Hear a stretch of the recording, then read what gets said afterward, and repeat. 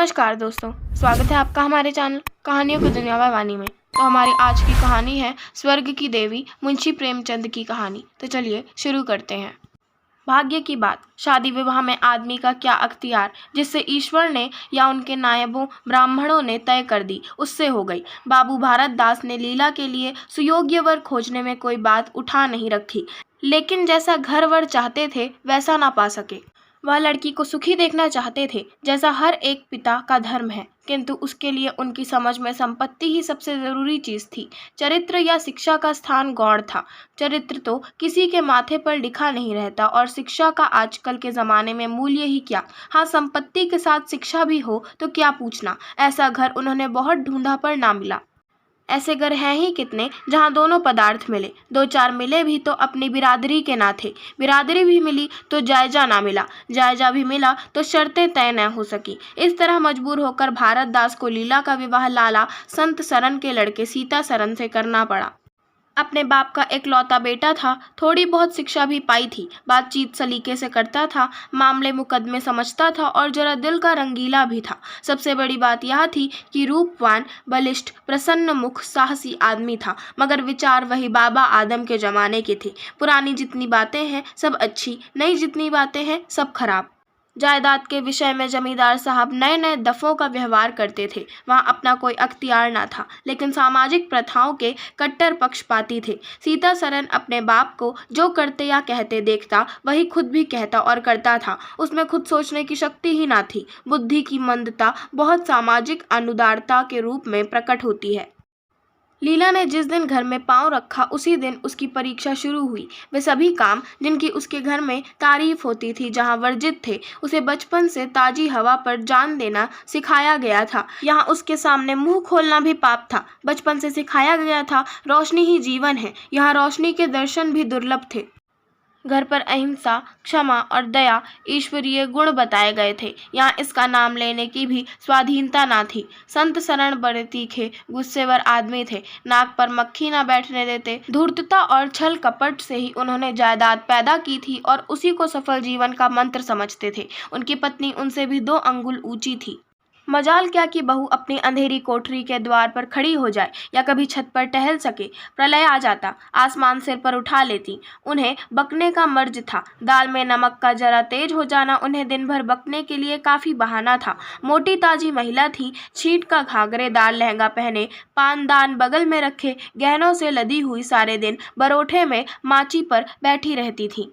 क्या मजाल कि घर में उनकी इच्छा के विरुद्ध एक पत्ता भी हिल जाए। बहू की नई नई आदतें देख देख जला करती थी। अब काहे को आबरू रहेगी, मुंडेर पर खड़ी होकर झांकती है। मेरी लड़की ऐसी दीदा दिलेर होती तो गला घोंट देती। ना जाने इसके देश में कौन लोग बसते हैं, गहने नहीं पहनती, जब देखो नंगी बुच्ची बनी बैठी रहती है। यह भी कोई अच्छे लक्षण है।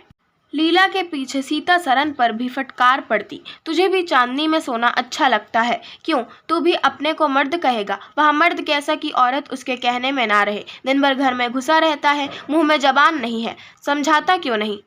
सीता सरन कहता, अम्मा जब कोई मेरे समझाने से माने तब तो। माँ ने कहा, मानेगी क्यों नहीं, तू मर्द है कि नहीं? मर्द वह चाहिए कि कड़ी निगाह से देखे तो औरत कांप उठे। सीता सरन ने कहा, तुम तो समझाती ही रहती हो। माँ ने कहा, मेरी उसे क्या परवाह, समझती होगी बुढ़िया 4 दिन में मर जाएगी, तब मैं मालकिन हो ही जाऊंगी। सीता सरन ने कहा, तो मैं भी तो उसकी बातों का जवाब नहीं दे पाता। देखती नहीं हो कितनी दुर्बल हो गई है, वहाँ रंग ही नहीं रहा। उस कोठरी में पड़े पड़े उसकी दशा बिगड़ती जाती है। बेटे के मुंह से ऐसी बातें सुन माता आग हो जाती और सारे दिन जलती, कभी भाग्य को कोसती, कभी समय को। सीता सरन माता के सामने तो ऐसी बातें करता, लेकिन लीला के सामने जाते ही उसकी मति बदल जाती थी। वह वही बातें करता जो लीला को अच्छी लगती। यहाँ तक कि दोनों वृद्धा की हंसी उड़ाते। लीला को इसमें और कोई सुख न था। वह सारे दिन कुड़ती रहती, कभी चूल्हे के सामने ना बैठी थी। पर यहाँ पसेरियों आटा थोपना पड़ता, मजूरों और टहलुओं के लिए भी रोटियां पकानी पड़ती। कभी कभी वह चूल्हे के सामने बैठी घंटों रोती। यह बात ना थी कि यह लोग कोई महाराज रसोइया ना रख सकते हों, पर घर की पुरानी प्रथा यही थी कि बहू खाना पकाए और उस प्रथा को निभाना जरूरी था। सीता सरन को देखकर लीला का संतप्त हृदय एक क्षण के लिए शांत हो जाता था। गर्मी के दिन थे और संध्या का समय, बाहर हवा चलती, भीतर देह फुकती थी।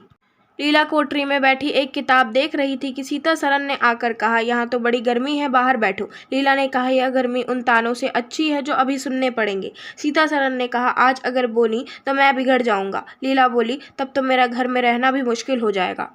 सीतासरन ने कहा, बला से अलग ही रहेंगे। लीला ने कहा, मैं तो मर भी जाऊं तो भी अलग न रहूं। वह जो कुछ कहती सुनती हैं अपनी समझ से मेरे भले के लिए ही कहती सुनती हैं। उन्हें मुझसे कुछ दुश्मनी थोड़े ही है। हाँ, हमें उनकी बातें अच्छी ना लगें, यह दूसरी बात है। उन्होंने खुद वह सब कष्ट झेले हैं जो वह मुझे झेलवाना चाहती हैं। उनके स्वास्थ्य पर उन कष्टों का जरा भी असर नहीं पड़ा।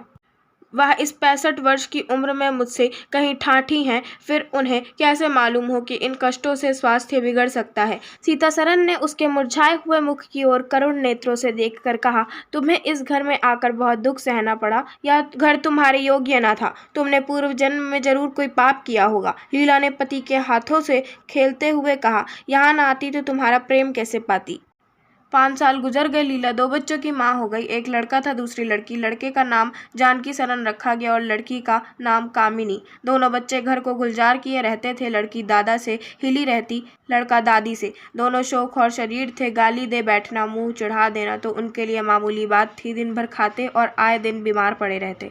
लीला ने खुद सभी कष्ट सह लिए थे, पर बच्चों में बुरी आदतों का पड़ना उसे बहुत बुरा मालूम होता था, किंतु उसकी कौन सुनता था। बच्चों की माता होकर उसकी अब गणना ही नहीं रही थी।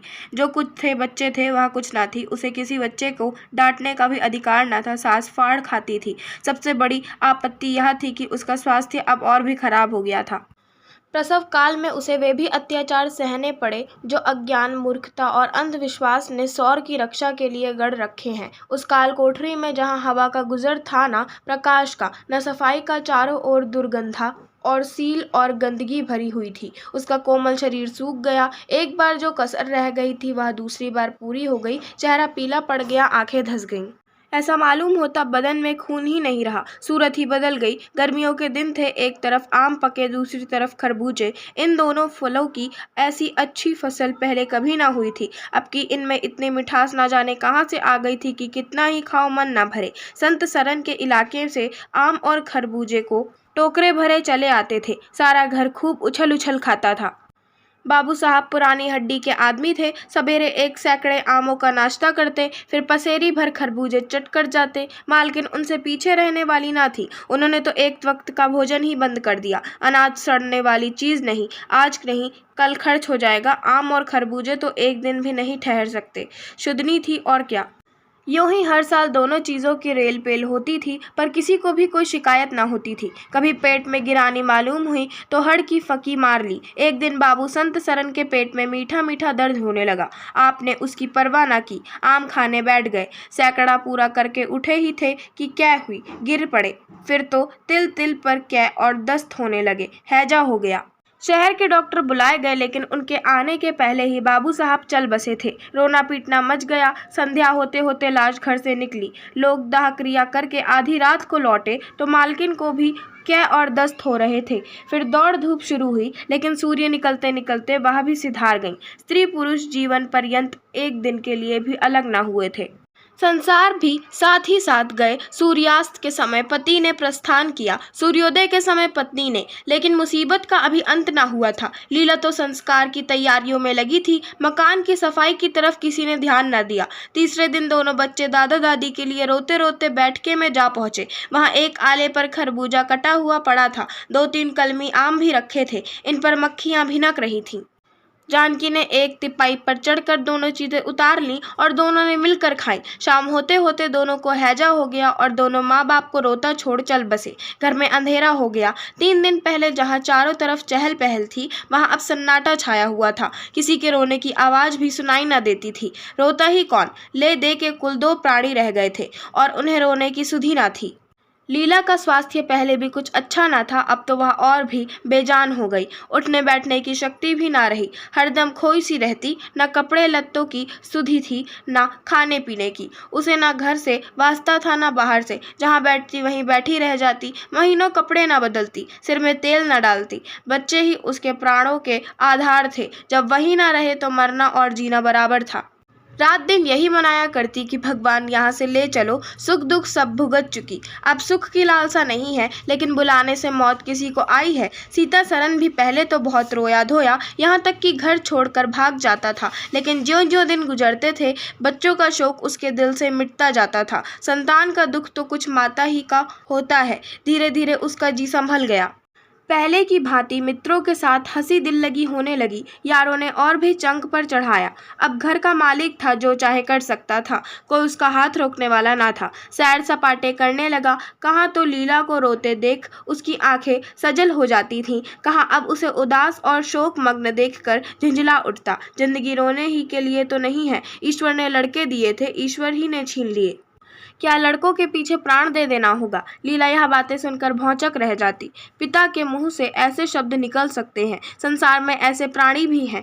होली के दिन थे, मर्दाने में गाना बजाना हो रहा था। मित्रों की दावत का भी सामान किया गया था। अंदर लीला जमीन पर पड़ी हुई रो रही थी। त्योहारों के दिन उसे रोते ही कटते थे। आज बच्चे होते तो अच्छे अच्छे कपड़े पहने कैसे उछलते फिरते। वही न रहे तो कहाँ की तीज और कहाँ का त्योहार। सहसा सीता सरन ने आकर कहा, क्या दिन भर रोती ही रहोगी? जरा कपड़े तो बदल डालो, आदमी बन जाओ। यह क्या तुमने अपनी गद बना रखी है? लीला ने कहा, तुम जाओ अपनी महफिल में बैठो, तुम्हें मेरी क्या फिक्र पड़ी है? सीता सरन ने कहा, क्या दुनिया में और किसी के लड़के नहीं मरते? तुम्हारे ही सिर से यह मुसीबत आई है।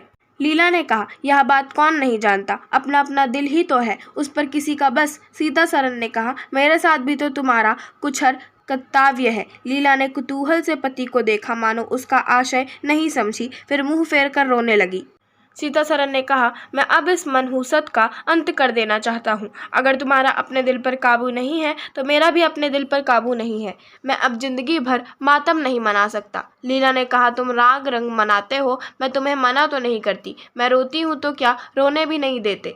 सीता सरन ने कहा, मेरा घर रोने के लिए नहीं है। लीला ने कहा, अच्छी बात है, तुम्हारे घर में ना रोऊंगी। लीला ने देखा, मेरे स्वामी मेरे हाथों से निकले जा रहे हैं। उन पर विषय का भूत सवार हो गया है और कोई समझाने वाला नहीं। वह अपने होश में नहीं है। मैं क्या करूं? अगर मैं चली जाती हूं तो थोड़े ही दिनों में सारा घर मिट्टी में मिल जाएगा और इनका वही हाल होगा जो स्वार्थी मित्रों के चंगुल में फंसे हुए नौजवान रईसों का होता है। कोई उल्टा घर में आ जाएगी और इनका सर्वनाश कर देगी। ईश्वर, मैं क्या करूं? अगर इन्हें कोई बीमारी हो जाती तो क्या मैं उस दशा में इन्हें छोड़कर चली जाती? कभी नहीं। मैं तन मन से इनकी सेवा शुश्रूषा करती, ईश्वर से प्रार्थना करती, देवताओं की मनौतियां करती। माना इन्हें शारीरिक रोग नहीं है, लेकिन मानसिक रोग अवश्य है।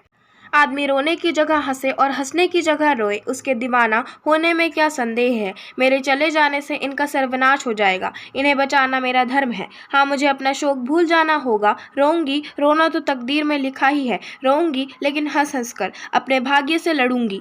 जो जाते रहे उनके नाम को रोने के सिवा और कर ही क्या सकती हूँ, लेकिन जो है उसे ना जाने दूंगी। आ ए टूटे हुए हृदय, आज तेरे टुकड़ों को जमा करके एक समाधि बनाऊं और अपने शोक को उसके हवाले कर दूं। ओ रोने वाली आंखें, आओ मेरे आंसुओं को अपनी विहसित छटा में छिपा लो। आओ मेरे आभूषणों, मैंने बहुत दिनों तक तुम्हारा अपमान किया, मेरा अपराध क्षमा करो। तुम मेरे भले दिनों के साथी हो, तुमने मेरे साथ बहुत विहार किए हैं। अब इस संकट में मेरा साथ दो, मगर दगा न करना, मेरे भेदों को छिपाए रखना। लीला सारी रात बैठी अपने मन से यही बातें करती रही। उधर मर्दाने में धमा चौकड़ी मची हुई थी। सीता सरन नशे में चूर, कभी गाता था, कभी तालियां बजाता था। उसके मित्र लोग भी उसी रंग में रंगे हुए थे। मालूम होता था इनके लिए भोग विलास के सिवा और कोई काम नहीं है। पिछले पहर को महफिल में सन्नाटा हो गया। हुहा की आवाज़ें बंद हो गईं। लीला ने सोचा, क्या लोग कहीं चले गए या सो गए? एकाएक सन्नाटा क्यों छा गया? जाकर दहलीज में खड़ी हो गई और बैठक में झांक कर देखा। सारी देह में एक ज्वाला सी दौड़ गई। मित्र लोग विदा हो गए थे, समाजियों का पता न था। केवल एक रमणी मसनद पर लेटी हुई थी और सीता सरन उसके सामने झुका हुआ उससे बहुत धीरे धीरे बातें कर रहा था। दोनों के चेहरों और आंखों से उनके मन के भाव साफ झलक रहे थे। एक की आंखों में अनुराग था, दूसरी की आंखों में कटाक्ष। एक भोला भाला हृदय एक मायाविनी रमणी के हाथों लुटा जाता था। लीला की संपत्ति को उसकी आंखों के सामने एक छलनी चुराई लिए जाती थी। लीला को ऐसा क्रोध आया कि इसी समय चलकर इस कुलटा को आड़े हाथों लूं, ऐसा दुत्कारूं कि वह भी याद करे, खड़े खड़े निकाल दूं। वह पत्नी भाव जो बहुत दिनों से सो रहा था जाग उठा और उसे विकल करने लगा, पर उसने जब्त किया। वेग से दौड़ती हुई तृष्णाएं अकस्मात ना रोकी जा सकती थी। वह उल्टे पांव भीतर लौट आई और मन को शांत करके सोचने लगी। वह रूप रंग में, हाव भाव में, नखे तिले में उससे दुष्टा की बराबरी नहीं कर सकती। बिल्कुल चांद का टुकड़ा है, अंग अंग में स्फूर्ति भरी हुई है, पोर पोर में मद झलक रहा है। उसकी आंखों में कितनी तृष्णा है, तृष्णा नहीं बल्कि ज्वाला। लीला उसी वक्त आईने के सामने गई। आज कई महीनों के बाद उसने आईने में अपनी सूरत देखी। उसके मुख से एक आह निकल गई। शोक ने उसकी काया पलट कर दी थी। उस रमणी के सामने वह ऐसी लगती थी जैसे गुलाब के सामने जूही का फूल। सीता सरन का खुमार शाम को टूटा। आंखें खुली तो सामने लीला को खड़ी मुस्कुराते देखा। उसकी अनोखी छवि आंखों में समा गई। ऐसे खुश हुए मानो बहुत दिनों के वियोग के बाद उससे भेंट हुई हो। उसे क्या मालूम था कि यह रूप भरने के लिए लीला ने कितने आंसू बहाए हैं, केशों में यह फूल गूंथने के पहले आंखों से कितने मोती पिरोए हैं। उन्होंने एक नवीन प्रमोत्साह से उठकर उसे गले लगा लिया और मुस्कुरा कर बोले, आज तो तुमने बड़े बड़े शास्त्र सजा रखे हैं, कहाँ भागूं? लीला ने अपने हृदय की ओर उंगली दिखाकर कहा, यहाँ आ बैठो।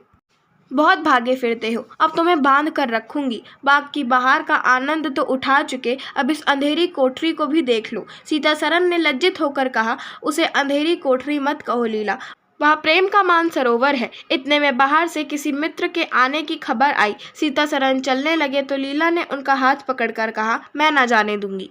सीता सरन ने कहा, अभी आता हूँ। लीला ने कहा, मुझे डर लगता है कहीं तुम चले ना जाओ। सीता सरन बाहर आए तो मित्र महाशय बोले, आज दिन भर सोते ही रहे क्या? बहुत खुश नजर आते हो। इस वक्त तो वहाँ चलने की ठहरी थी ना, तुम्हारी राह देख रही है। सीता सरन ने कहा, चलने को तैयार तो हूँ लेकिन लीला जाने नहीं देती।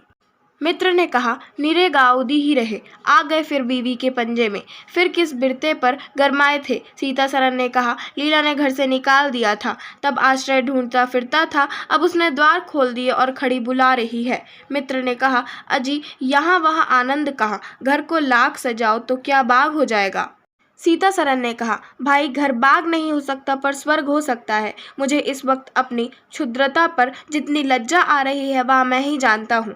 जिस संतान शोक में उसने अपने शरीर को घुला डाला और अपने रूप लावण्य को मिटा दिया, उसी शोक को केवल मेरा एक इशारा पाकर उसने भुला दिया। ऐसा भुला दिया मानो कभी शोक हुआ ही नहीं। मैं जानता हूँ कि वह बड़े से बड़े कष्ट सह सकती है, मेरी रक्षा उसके लिए आवश्यक है।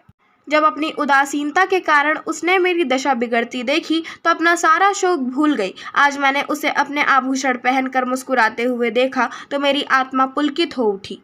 मुझे ऐसा मालूम हो रहा है कि वह स्वर्ग की देवी है और केवल मुझ जैसे दुर्बल प्राणी की रक्षा करने के लिए भेजी गई है। मैंने उसे जो कठोर शब्द कहे वे अगर अपनी सारी संपत्ति बेचकर भी मिल सकते तो लौटा लेता। लीला वास्तव में स्वर्ग की देवी है। आशा करती हूँ आपको हमारी आज की कहानी स्वर्ग की देवी पसंद आई होगी। अगर आपको हमारी आज की कहानी पसंद आई हो तो हमारे चैनल को सब्सक्राइब करें, वीडियो को लाइक करें और बेल आइकन दबाना ना भूलें। धन्यवाद।